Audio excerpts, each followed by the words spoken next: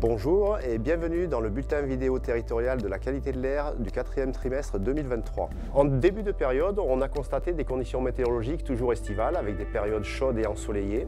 Pour autant, les phénomènes de pollution photochimique à l'ozone ont diminué progressivement au fil du temps. Avec la baisse des températures observées début décembre, la source liée au chauffage vient s'ajouter aux autres sources que sont l'industrie, le routier, le maritime et l'aérien. Les niveaux en particules fines augmentent en région, alimentés par ces rejets supplémentaires liés au chauffage et par des conditions atmosphériques moins dispersives en cette période automnale et hivernale.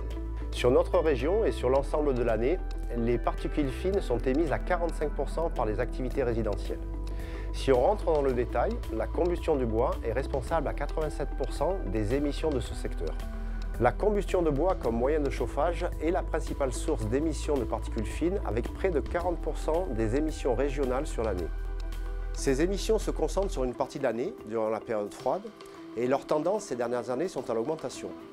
À l'occasion de situations météorologiques peu dispersives, comme c'est souvent le cas en soirée et durant la nuit, les niveaux en particules, et notamment en particules PM2,5, augmentent dans les territoires.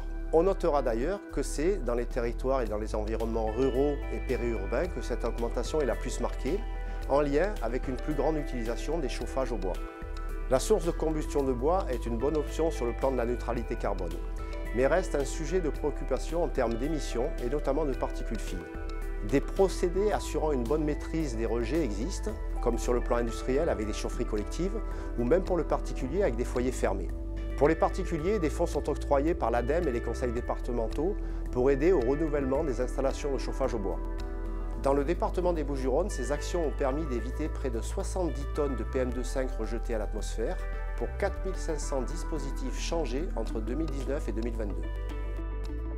Passons maintenant au signalement des nuisances.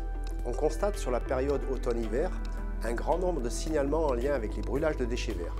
C'est notamment le cas sur Allot, en périphérie de Marseille.